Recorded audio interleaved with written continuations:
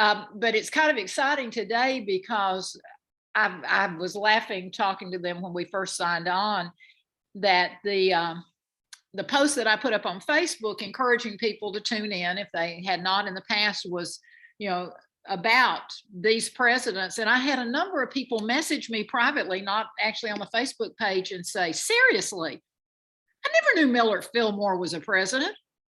Franklin Pierce, are you sure?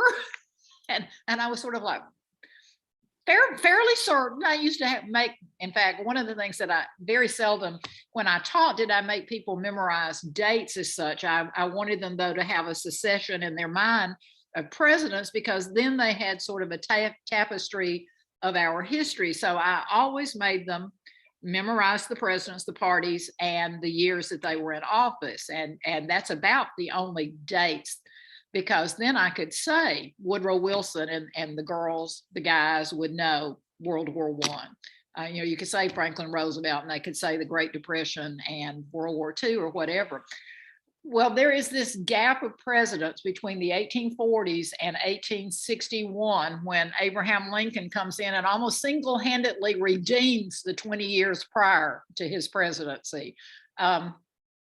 Truthfully, in that period from 1840 until 1861, James K. Polk is really the only strong president that we have during that period of time, and is one of the few that anyone ever remembers. In fact, he's always sort of overlooked, even though he does accomplish his 4 campaign promises. So today we're going to take a look at, I first thought 5, and then I thought there's no way. I always talk too much. That's not happening. So we're going to mention Zachary Taylor dying. He gets a death knell, and we can wail for a minute, and then we will slide in his successor. I do have slides for you. In the very first slide, I was simply going to remind you, that it's such a fun period of time to look at, because it is that period of, wow, was he president? Let's talk about him. So the first one we're going to talk about is John Tyler. And that's the second slide. Yeah, John Tyler. And there you see John in a lovely regal pose. John Tyler has a really interesting background when you start thinking about him. He's born in Virginia. He is part of that Virginia dynasty legacy, and he's one of the last Virginians to come into the presidency. But his father had been a signer of the Declaration. He had served in the Virginia House of Delegates. He serves as governor of Virginia. And as a result, the Tyler family was quite prominent in the early 19th century. Now, it's interesting, John Tyler, very quickly, he studies law at William and Mary, one of the oldest of the universities in the nation. And he immediately gets interested in politics because it's sort of in his DNA because of his father's service. So I was trying to think, he serves in the Virginia House of Delegates. He then is elected to the U.S. House of Representatives. He will be governor of Virginia, 1825, that period of time. During John Quincy Adams' presidency. And then he's elected a U.S. senator. But he's an interesting person because he has trouble figuring out, well, maybe he doesn't have trouble figuring out what he believes, but he has trouble figuring out how to make his beliefs fit with what he is going to be asked to do. So let's talk just a little bit about when he's elected to the Senate. So he's elected to the Senate and he's serving during the Jackson administration. And even though he is a Virginian and Jackson is a Tennessean, a North Carolinian by birth, but a Tennessean certainly by residency, Tyler is not a Jackson person. He just really is not. But it's, as much as he doesn't like Jackson, he is a real strong believer in states' rights. In fact, pretty much everything that we look at with John Tyler, Tyler will come back and say, is this a violation of states' rights? One of the, Jefferson and Madison talk about states' rights when they do the Virginia and Kentucky resolves, and they talk about the concept of nullification. and they talk about a balance of power, that federalism, states' rights, but it's John Tyler who is sort of on the opposite side from John Calhoun, who begins to talk about states' rights being sort of the litmus test that you look at with everything. While Tyler was a slaveholder in Virginia, but at the same time, he supported the idea of limiting slave trade in the District of Columbia, but he didn't think that it was an act of legislation that should come out of the Congress.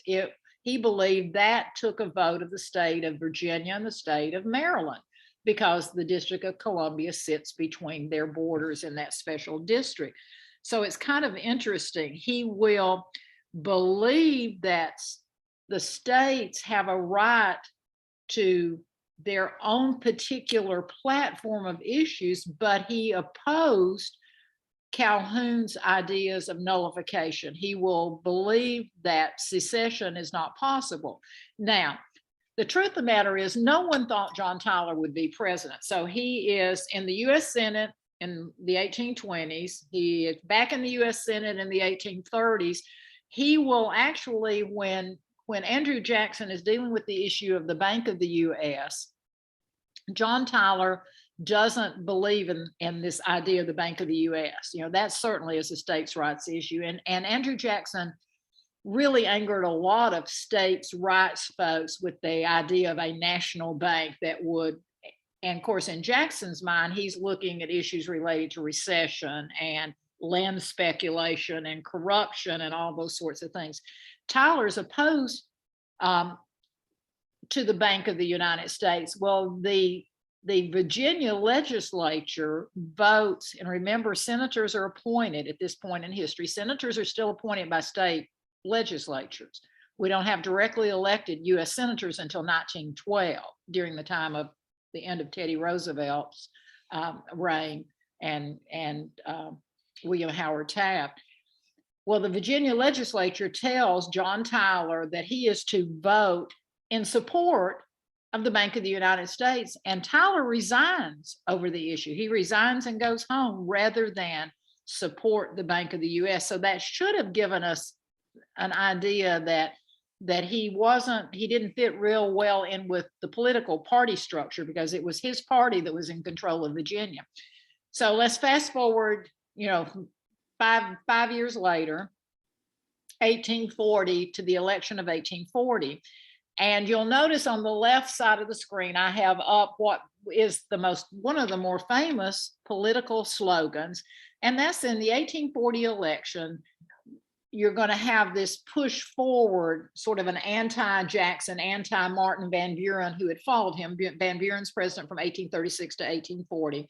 And you have a ticket put together of William Henry Harrison and John Tyler. William Henry Harrison, Ohio, William Henry Harrison of great frontier fighting fame, you know, the Battle of Tippecanoe, all of those sorts, Tecumseh, the defeat of Tecumseh and all of that. So the campaign slogan is Tippecanoe and Tyler too, which has a really good ring to it. In fact, it has such a good ring that they composed a song, and that was one of the things that helped them to get elected. Now, the problem is William Henry Harrison was in his late 60s, which really isn't that old. I'm sorry, I'm going to say that. I'm in my late 60s, and it's not ancient, but William Henry Harrison had had a pretty rough life on the frontier. And so many people had made comments that they weren't certain that he was strong enough to be president, hardy enough to be president. And many of you know this story, so that when he is inaugurated on, March the 4th of 1841, it is snowing, it's sleeting and snowing, it's mixed precipitation. William Henry Harrison decides that he will deliver his inaugural address outside, because the inauguration was outside the Capitol. He will deliver it outside in his shirt sleeves, not wearing his coat, not wearing an overcoat, no scarf, no hat, none of that sort of stuff. He's going to deliver it in his shirt sleeves to prove to the American people. The inaugural address will be carried, of course, in all the newspapers, but the problem is that he takes pneumonia as a result of that. And 1 month to the day of his inauguration, William Henry Harrison has died. And John Tyler, who didn't really seem to fit with any of the political parties. I mean, here he is 1 month after the inauguration, and suddenly the president is dead. Now, today, if the president, God forbid, but if the president died, we would know immediately the vice president would be sworn in. The Constitution doesn't say what happens if a president dies in office, because the founding fathers never thought about that as a possibility. I look back now and I think, I mean, most of them were fairly old men. Wonder why they never thought about that. But there's this huge debate about, does John Tyler become president, or is he simply vice president acting as president until the next presidential election? Interestingly, John Quincy Adams, who was considered to be one of the great constitutional scholars alive at that point, did not think John Tyler should be president. He thought he should be simply a placeholder until the next time the people could speak in one voice, which you can sort of see how that might have been a thought, but ultimately, John Tyler just sort of seizes things. He has someone come in, bring the Bible. He does the oath of office, and the newspapers refer to him as his accidency, that he would never have been president had he had, obviously, William Henry Harrison not died. And Tyler will move into the White House, and he will then become, basically, he will just begin to act as president and force people to deal with him as that. Now, he almost immediately gets into a conflict with his Secretary of State, who is Daniel Webster. William Henry Harrison had chosen all of his cabinet from strong, vocal Whigs, and Daniel Webster, who was notoriously a strong-willed orator, really, sort of a legislative champion, having served in the Senate for so long. Webster decides that he is going to school John Tyler in how to be president. So he begins to meet regularly with Tyler and basically telling him how he should do things. And John Tyler,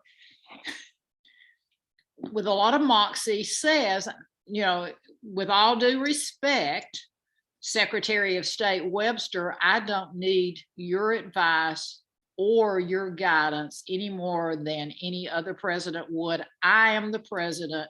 You're simply the Secretary of State. At which point Daniel Webster gets angry. He resigns, and then the entire cabinet resigns. Everybody resigns. And so Tyler then has to put together a political cabinet of his own. Now, we look at his presidency, and there really isn't a lot that occurs there. Well, there's a couple of things that are social, personal sorts of issues. His first wife, Letitia Tyler, will die.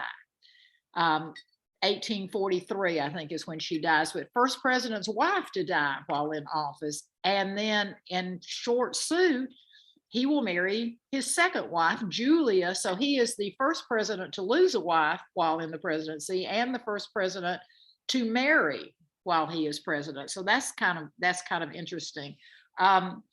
Major things that occur during his presidency, it is John Tyler who will organize the U.S. Navy. Now, the U.S. Navy had become a branch of the military service in 1775, as had the Army. There's that huge debate. The Navy actually was chartered first, the Army a couple of days later, but the Navy didn't get their charter signed and turned in. So technically the Army is the oldest branch, but it will be John Tyler who will very perceptively look at sort of the United States, Europe, and what's going on, and will realize that what is pushing Great Britain to the forefront as a world power is a Navy.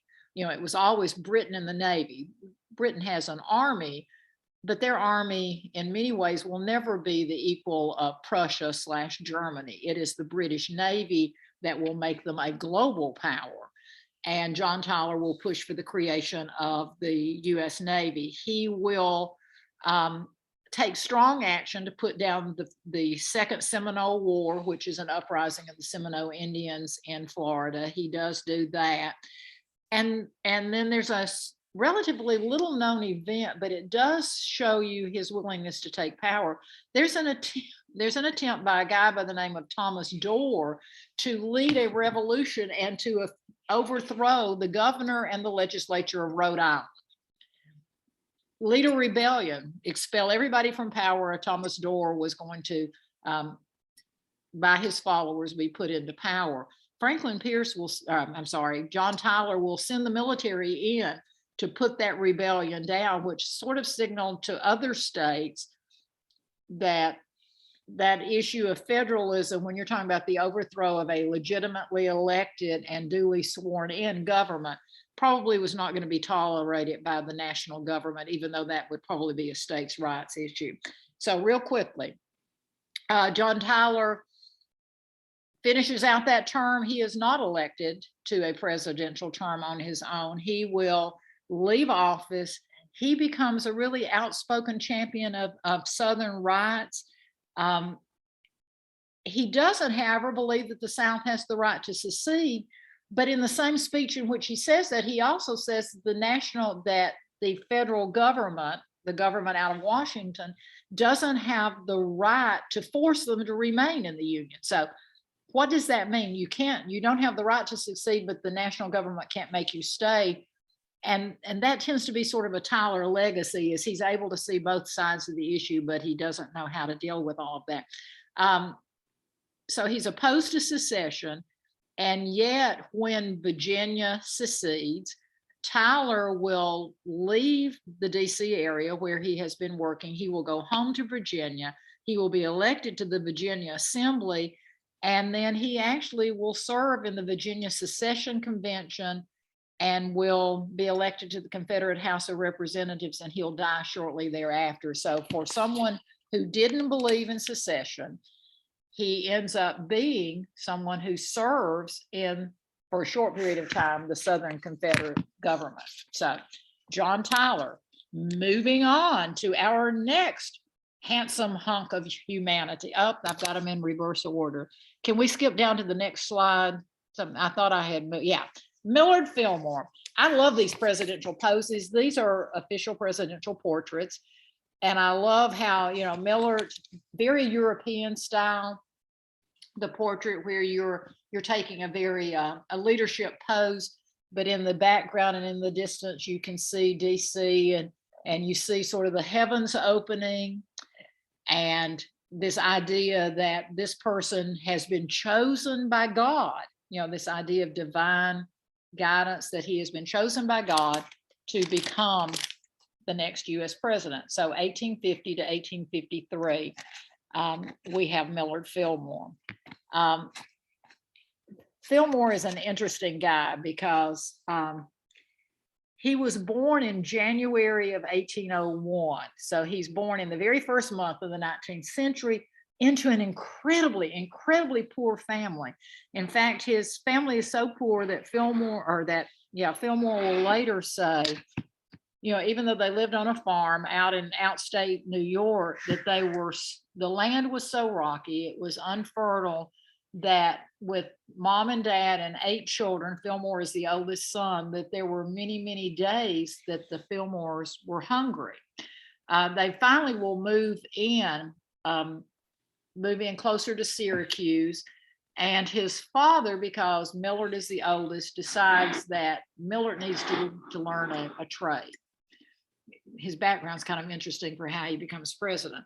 So he has not been educated at that point, doesn't really know how to read and write, none of that, because they truly are an impoverished family. So his father apprentices him to a guy who makes fabric, runs looms and everything. And Fillmore will later say that the master almost worked him to death, that he was expecting him to work by candlelight at night, be back up. He was working 18 to 20 hours a day. And he just absolutely hated it. And he decides to run away, and he runs away from his master. He he walks by foot over 100 miles back to where his family is.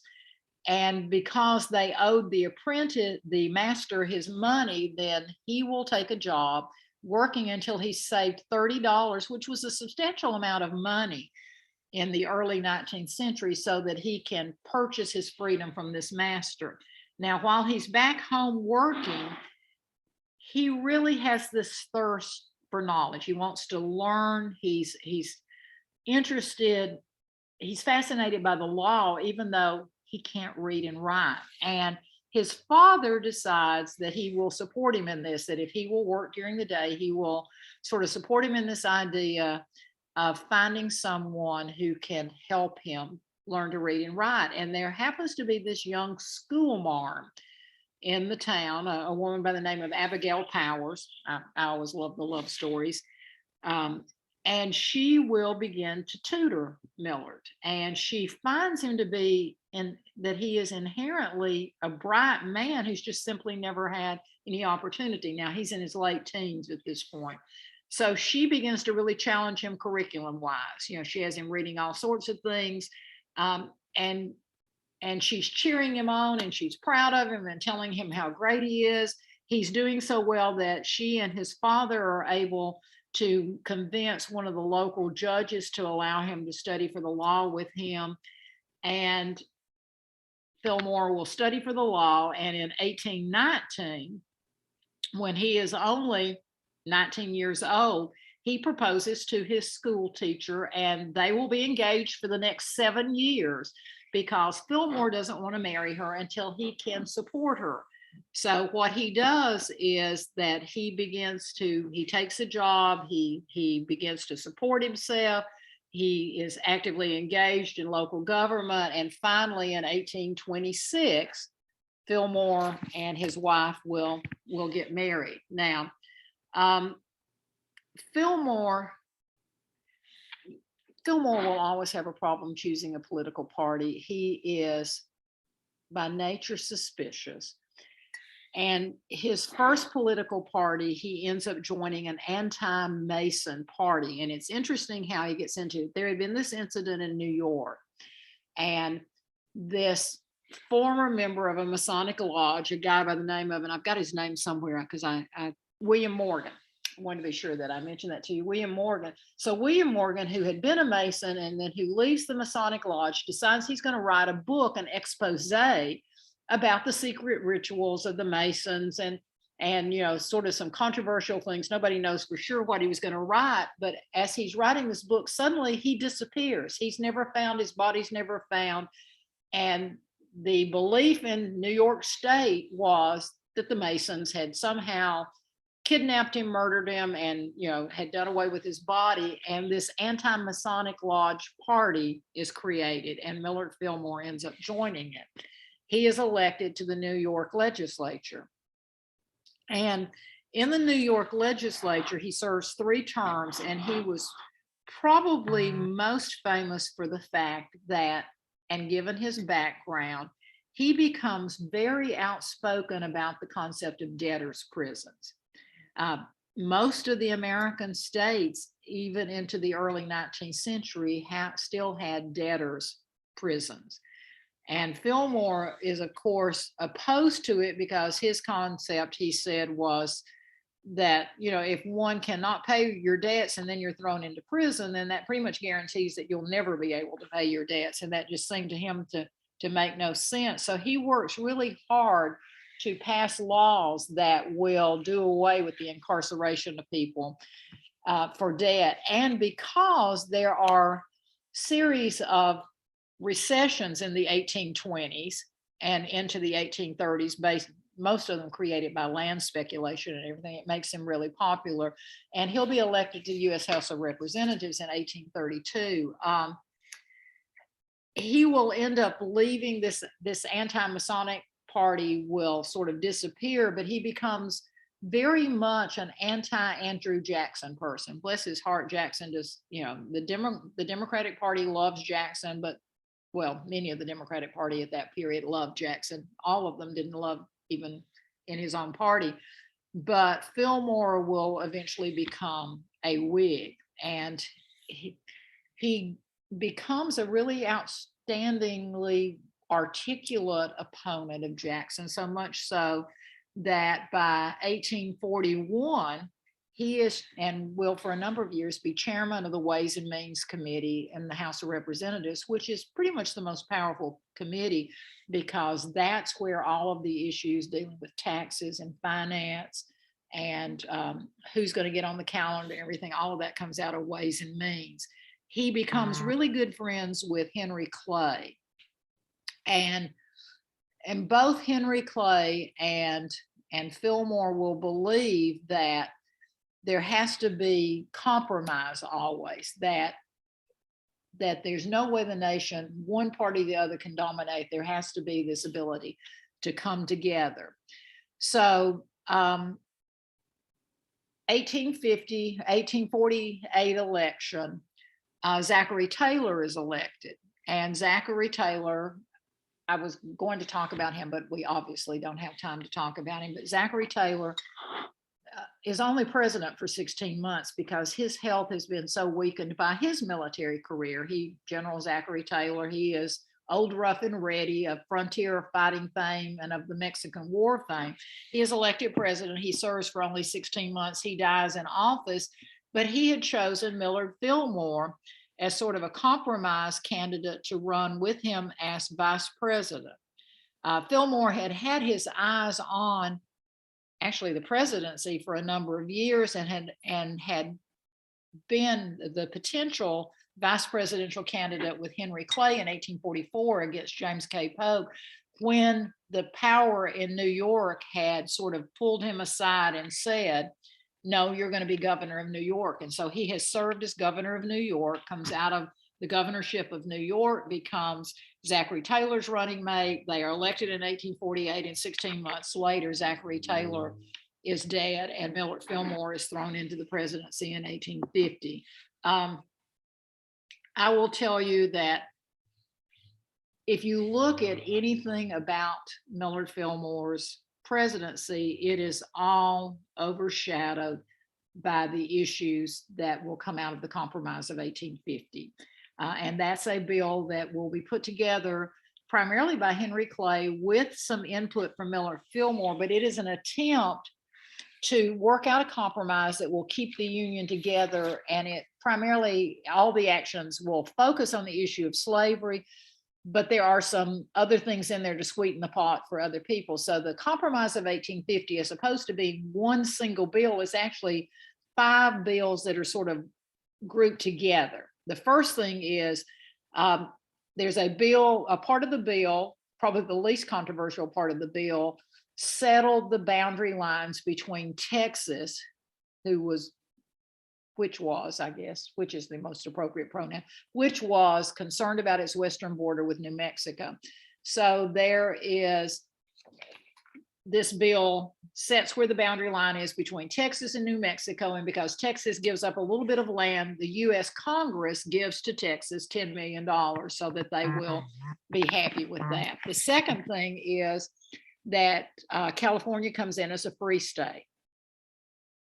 New Mexico and Utah will come in as territories, but there's no mention in the legislation of whether they're going to be slave or they're going to be free. And of course, Fillmore's idea is we'll allow them to choose for themselves. The fugitive slave law is part of the Compromise of 1850, and it basically said that any slave from the South who ran away, if he made it into Northern Territory, instead of automatically being free, that those who found him or her in the North were obligated by national legislation, federal legislation, to return those slaves to the former slave owners. And then there was the fifth one, which is really interesting because it says there will be no slave trade in DC, but it doesn't abolish slavery in DC. And that was an interesting compromise, and Fillmore is part of that. Fillmore does not, Fillmore is not a slave supporter. He is opposed to slavery, but remember, he's trying to push through compromises. So what that said was what the reason that it was created the way it was created was so there's going to be no slave markets any longer in DC, but those who were serving from regions of the country who were of a position that they owned slaves could bring their slaves with them to Washington to take care of them. So it's a fascinating piece of legislation, the way they sort of hobble all of this stuff together. It does get passed, and Fillmore does sign all of the parts of it, and he considers it to be a great triumph. The reality is it had something in it for everybody to dislike. So the Whigs disliked the idea of the fugitive slave law, that you're going to have to return runaway slaves, as opposed to the historic tradition that if you could get to a free state, you were free. Well, the Southerners were angry over the whole issues of slave trade and California being a huge state and it's coming in as a free state. So, the truth is Fillmore ends up with pretty much everybody being angry at him. So, if we have to evaluate him as a president, he always is in the bottom 5, because historians look at him and he's almost invisible, because what's the Compromise of 1850? He signs off on it, which is in the first months of his presidency. From then on, nothing that he attempts to do is he able to do anything with Congress. He can't lead, he can't get legislation passed because everybody's angry at him. If you do a search for him, when you look at presidents and you look at the number of books written on him, more books are written on Abraham Lincoln than anyone. And then it's George Washington, Thomas Jefferson, Franklin Roosevelt, Teddy Roosevelt. There are just certain presidents that there are lots and lots of books out there. There's practically nothing. Books on Millard Philmore are basically non-existent. The only time that he appears is when he appears in books that are compilations of a 1 or 2 page summary of presidents. It's so funny because he wanted so much to be president, and when the Whig Party hosts their presidential convention for the election that will be the election of 1854, he would leave office in 1855. He is a sitting president, and normally the sitting president has a precedent, but Millard Fillmore is defeated on the first round. He is out, and then it's going to come down to a couple of other people. But it's not, if you really look at the history of these guys, it's not surprising that between 1840 and Abraham Lincoln, there is no president who serves a second term. That's an interesting fact kind of to remember. So let's move on. Our technically, I guess we can move back then to Franklin Pierce. Franklin Pierce of the beautiful hair. So he's this is his official presidential portrait. He was considered to be quite the attractive man, lots and lots of hair, although it does appear to me that hairline is receding a little bit. So he comes into office 1853. It's 1853 is a period of tremendous growth in the United States. A lot of westward expansion, a lot of adding territories. We brought California in 1850. We're going to see all of this growth. And the one thing that you find consistent when you read the few biographies there are of Franklin Pierce, or you even read historical articles about him, is it refers to him as a politician of limited ability. It's a terrible, terrible thing. And yet he comes from a political background. His father had served as governor of New Hampshire for 2 terms. And before Franklin Pierce is actually 30, he will have served in the New Hampshire legislature. He will have been elected to U.S. Congress as a member of the House of Representatives, and he will actually be elected to the Senate before he turns 30, but he will take office after he's 30. He didn't like Washington. He was bored and he was lonely. New Hampshire, Washington was sort of fast paced. The story is he develops a really bad drinking problem. Terrible to speak ill of the dead. And that he became known in congressional ranks as being a real gossip. You couldn't tell him anything because he told everybody everything that he knew. his father put pressure on him to quit running around all the time and drinking and chasing women and everything. And he needed to get married. And he married a woman by the name of Jane Appleton, who was the exact opposite of him. She was very active in the temperance movement. She was shy, she was deeply religious, and she was not in particularly good health. She hated DC. She refused to live there. And even once he became senator in 1837, became a US senator, she would not move to DC. And he ultimately will resign from the Senate in 1841, go back to New Hampshire. And then the Mexican War comes up and he volunteers to go serve. And because of his background, he becomes an officer in the Mexican War, comes back, and in sort of a surprise move, he's elected president in 1852. It was for the Pierces a very difficult thing. And in fact, one of the few things that we still have that remains of Franklin Pierce's presidency is his inaugural address. And I'm going to read you a little excerpt from his inaugural address because their only son had died 2 months before his election. He was a good orator. He delivered his speech, and it was only a 20-minute speech, but he delivered it with no notes whatsoever. But there are a couple of the lines that I think you'll find interesting. He said, "It is a relief to feel that no heart but my own can know the personal regret and the bitter sorrow over which I have been born to a position so unsuitable for others rather than desirable for myself." Now that's an interesting line, because what he's really saying is that he wanted to be president, but he's not so sure that he was elected because the American population felt he was the best candidate. It was that those who were running against him were more detestable than he was. So that's sort of fascinating when you look at it. Then he also says, "You have summoned me in my weakness. You must sustain me by your strength." Now, his wife refused to attend the inauguration. Now, she came to DC with him, but she sat in a hotel room.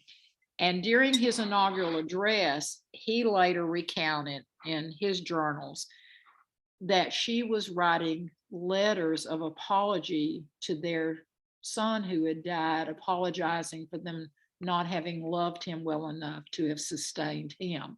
So, you know, you can see Franklin Pierce is dealing with a lot of issues as he becomes president. His probably the major problem is once he becomes president and he begins to choose his cabinet, he makes a major mistake almost immediately. He had been friends with a senator from Mississippi when he had served in the US Senate, and they had become friends. And when Pierce becomes president, he chooses Jefferson Davis to be his Secretary of War. And that, of course, opened up all of the anti-slavery members of Congress, all of those within the general public who were anti-slavery, because Jefferson Davis's position on the issue of slavery was pretty well known. So much so that when he announces that he has chosen Jefferson Davis as his Secretary of War, Secretary of War, that Democratic Senator Stephen Douglas from Illinois decides that he will take Franklin Pierce on. It becomes his ambition, basically, to use Pierce to get done what he wants done, but it will ultimately destroy Pierce. And let me explain to you what Douglas is doing. So Douglas is very concerned. You know, the nation is growing. It's so quickly growing that he is going to be the father behind a piece of legislation. And we'll talk about it a little more in a couple of weeks, but a piece of legislation known as the Kansas-Nebraska Act. Douglas is a popular sovereignty person because he believes that in those regions that the anti-slavery folks will be able to carry the vote. So he gets Pierce to agree to signing off on the Kansas-Nebraska Act. And that single piece of legislation will be the piece of legislation that will define him. It's passed in 1854. It allows the issue of popular sovereignty. It will create a rush for those states to be able to get the 50,000 people that can then decide whether it will be slave or free. And we'll talk about it next time, but it turns into a bloodbath. And it's not Douglas that will be blamed. It will be Franklin Pierce because he is president. Historians, while they still put him in the bottom 5 of presidents of all times, there are historians that say that Franklin Pierce had no business being president, that he had risen above his level of competency, that he was a political lightweight at best, that he was an okay senator. You can hide in the Senate, you can certainly hide in the House of Representatives and not be a particularly strong person. But for someone who is such a lightweight president, historians look at him and say that he probably more than any president will be the one who will push us toward the American Civil War, because it is the Kansas-Nebraska Act on top of, Missouri Compromise, Dred Scott, all of those sorts of things that occur. It's the Kansas-Nebraska Act that probably most drives us toward the American Civil War, because it becomes so emotionally charged that it was, from that point on, almost possible to find moderate leaders. You were either on one side or you were on the other side. And Franklin Pierce, who had thought that he could moderate all of that and that the Kansas-Nebraska Act would moderate it, misjudges the entire thing. And as a result, he is considered to be one of the worst presidents ever. And that takes us then to the person that most historians believe is the worst president in the history of our nation, and that is James Buchanan. And when you look at James Buchanan, he looks quite aristocratic. If people know the James Buchanan name at all, it's that they know him basically for 2 or 3 things. One, he is the only president that we've ever had who is single the entire time that he's president. He is the only president from the state of Pennsylvania, which, as a side note, is kind of unusual when you think about Pennsylvania's strength and power, especially in the early days of the Republic. And then the third thing, bless his heart, is most people know that he is the president before Abraham Lincoln. And because of that proximity to Lincoln, his inadequacies appear to be even larger than they probably would be had he been previous to another really rotten president. But, he is that person who is elected in 1856, takes office on March the 4th of 1857. And, I think most historians would agree that anybody who preceded or followed Lincoln was going to be in trouble. Now, it's not as though he had not served. He had been a 5-time member of the House of Representatives in Pennsylvania. He had been Secretary of State under James K. Polk. He had actually, for a period of time in the late 1840s, been our U.S. ambassador to Great Britain, which is always, whomever is appointed to the court of King James of St. James is considered to be that's the most plum position in the diplomatic corps. In that presidential, at the Whig convention in 1856 that I alluded to a few minutes ago, when Franklin Pierce was so desirous of having a second term, it is James Buchanan who defeats him on the first ballot. But then you're going to have a series of 17 ballots between James Buchanan and Stephen A. Douglas as to who's going to ultimately be the presidential candidate for the Whig Party. And James Buchanan ultimately beats out Stephen A. Douglas. I mean, there's so much potential there, you think, for greatness, because Stephen A. Douglas has been around forever. And Douglas had been quite a prominent member of the U.S. Senate, had been elected to the Senate in Illinois, actually, when he had defeated Abraham Lincoln. And the issue of popular sovereignty had been one of the things that helped him get elected. James Buchanan is elected to the presidency because he defeats the first Republican candidate ever to run for presidency, a guy by the name of John C. Fremont, who is the great pathfinder, you know, had a lot to do with the settlement of California and had been very prominent on the national scene. Buchanan is elected, and it's pretty much downhill from there. I mean, so much so, should not laugh, but so much so that when he makes his way to Washington, D.C. for all the series of parties and things, the orientation before you become president, that he checks into his hotel and begins to attend meetings, and he becomes sick with some mysterious illness that spreads throughout the hotel, almost like, if you'll remember, the idea of Legionnaire's disease, and he almost dies, and he will be weakened from that point on. Now, he does survive, and he continues his education as president-elect, and then he is sworn in on March the 4th of 1857. And in his inaugural address, he says, and I pause because I want you to think about how anybody could say this in 1857. In his inaugural address, and I want to read it to you as a quote so you can see, he says, "The territorial issue of slavery is happily a matter of but little practical importance." How anyone who had been alive since 1820 until 1857 could say the issue of slavery was not a critical political issue, whether you were for slavery, you were opposed to slavery, whether you were trying to work out compromises, slavery was a huge issue on everyone's mind.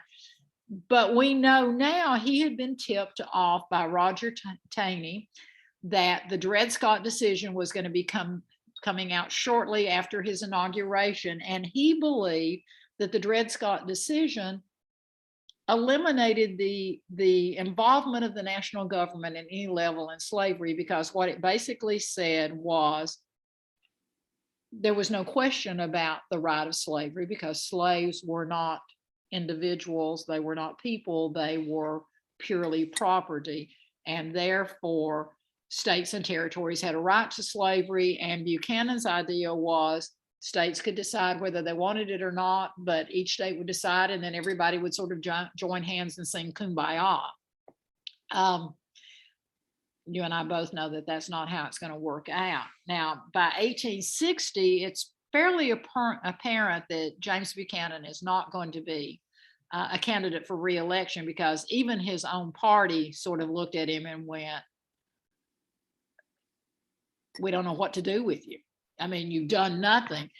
And he really hadn't, because he had pretty much said, you know, he believed that the presidency, as opposed to being the chief executive the way that even some of the earlier presidents had interpreted it, he believed that the presidency was nothing more than an administrative position, and all of the power was in Congress. Now, truthfully, the Constitution is written that way. The power rests in Congress, but the chief executive is there to implement, to enforce what Congress does. And Buchanan's not particularly interested in implementing or enforcing anything. I mean, it's just sort of fascinating to look at. So when he is not elected in the election of 1860, November of 1860, remember that he's in office until March the 4th. So he has the rest of November, December, January, February, and until March 4th. So he is a lame duck president. By the time that Abraham Lincoln will be elected, the 7 deep Southern states have already, they met in December of 1860 and had seceded from the Union, and Buchanan does nothing. He does nothing because he doesn't believe that as a lame duck president, he has any authority to take any action. So he literally does not even issue a public statement about the secession of those 7 Southern states. The only thing that we know now is that in his writings, he said, all of which the slave states have ever contended is to be let alone and permitted to manage their domestic institutions in their own ways. He will later say he did not believe that they could succeed, which we heard a previous president say. but he could not force them back in. And then after he is voted out of office, the election of 1860 is such a fascinating election because it's Abraham Lincoln as a Republican, and then three groups within the Democratic Party, John Bell, John Breckinridge, and Stephen A. Douglas, all running for the presidency. And because of the splintering of the Democratic Party, Abraham Lincoln is elected. Buchanan will live through the Civil War.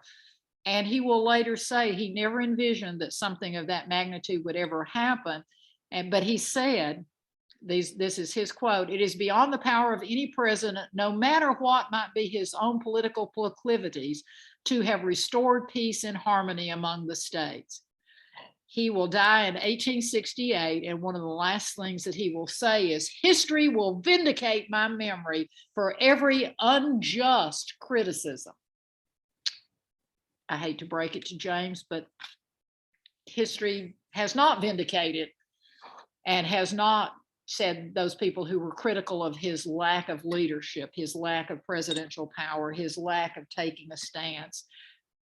Historians have not come back and said, James, you were judged so badly. They have come back and said, James, worst president in the history of the nation. So, I mean, it's a fascinating period of time. And you can, one of the things that I've always thought about, for years I taught an elective course in high school and at the college level called Presidential Power. And one of the questions that I've always pondered, and I would love to hear what you all think, is there any one single president who could possibly have had the skill to bring the nation together on this issue of westward expansion, the expansion of slavery, issues of states' rights? The tariff is tied in with issues of slavery and nullification and states' rights.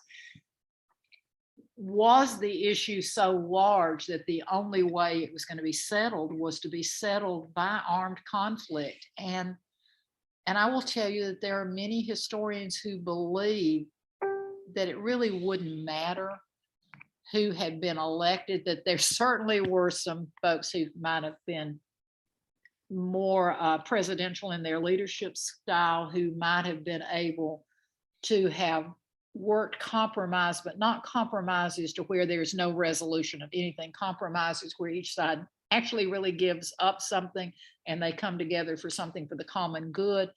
But it doesn't seem to be that. Literally from the end of the Polk administration in particular in 1849 until Abraham Lincoln is sworn in March of 1861, the political parties, instead of being able to come together across the aisles in Congress and do anything that would be effective, began to polarize and move farther and farther and farther apart. And presidents, based on whichever political party they were part of or candidates in those elections, tended to blame everything that was wrong with the nation at that point, everything that was disrupting the economy, that was disrupting the social fiber.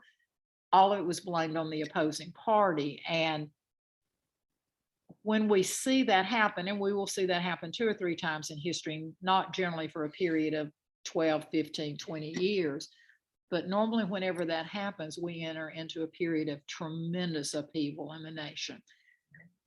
I think most historians would always agree that nothing ripped at the fabric of this nation more than armed conflict between northern states and southern states, brothers against brothers, family members against family members.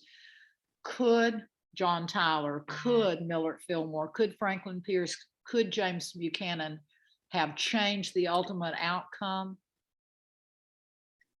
Probably not. Could they perhaps have lessened the intensity with which the war, once Lincoln is elected, literally within a month, 7 states are out of the Union. Once he is sworn into office, 4 more states will come out. Was there an alternative? I think we'll spend the rest of our legacy as a nation. We'll be looking back always at that question of division and that ripping and tearing asunder. I do hope now that when you hear their names, and most all of you probably already knew about them, but it is interesting that they're, you look and you think Andrew Jackson, such a powerfully strong president, whether you like him or not, Imperial King Andrew, as he is pictured in his most famous political cartoon. And you really don't think of another incredibly powerful president until Abraham Lincoln. You know, James K. Polk's pretty good there in the middle. We're going to see that same sort of thing. And you'll notice my last slide. But these are not the only four somewhat ineffective presidents. We have a lovely period of time in the 1870s and the 1880s, which historians have dubbed the period of the powerless presidents, because they, quite frankly, are also just a wee bit pitiful. So we are almost at the end of our time. I hope that you'll be encouraged to read what books you can find out there. I will post to you. There's a couple of good books on James Buchanan. There's a couple of good books on John Tyler, less on Franklin Pierce and Millard Philmore, but I will be sending so that we can post books, you know, reading, being able to really dig deeply into someone helps you understand why they take the political positions that they take. But I think it also says a lot about the American people, that when given an alternative of what looked to them like a John Bell, a John Brackenridge, a Stephen A. Douglas, who had all been involved in that period from the 1840s to the 1860s, they chose a relative newcomer who, right or wrong, had a pretty clear message about what he was going to do, and he was going to save the Union, opposed to slavery, but first and foremost, he was going to save the Union. So, thank you all for being here today, and you know, we'll move on and kind of take a look at some of what happens with Westward. I believe next week our topic is, and Christine probably has it, but I think we're looking at the Go West. No, we've done Go West. Is next week the 1850s? The Crisis of the 1850s. Crisis of the 1850s, which, yay. I mean, there's just so much that goes on then that you sort of, by the time you get to 1860, you're like, for the love of God, finally, they're going to try and figure this out. It's about time for somebody to smack somebody up the side of the head. So we'll do that next time. It's one of my favorite, that's probably not, it's one of the most interesting decades to talk about. Shouldn't say it's a favorite. Well, thank you, Linda. Did anybody have any questions before we sign off for today? Should I double check, see if anybody wants to jump in? I'm Tim. I had a quick question about your issue about could the war have been avoided. Was there some understanding of most people that in the long arc of history that slavery was going to go away? And was there any possibility of a compromise having been agreed that there would be a long phase out period of slavery? Or was that just anathema where both sides hell bent one way or the other, we were either going to keep slavery or not? No, there was a segment of society that talked about the issue of phasing slavery out over a gradual period of time. And, you know, Jefferson had even talked about it at one point because, you know, he was opposed to the concept of slavery, and yet he's a slave owner of a large number of slaves. And he had actually said in a speech when pressed on the issue that his concern was if he freed his slaves because they had no marketable skills, they had no money with which to buy land, were they better off or worse off being free than they were being slaves? Well, I think we all know that the idea of being owned by somebody else is pretty horrible.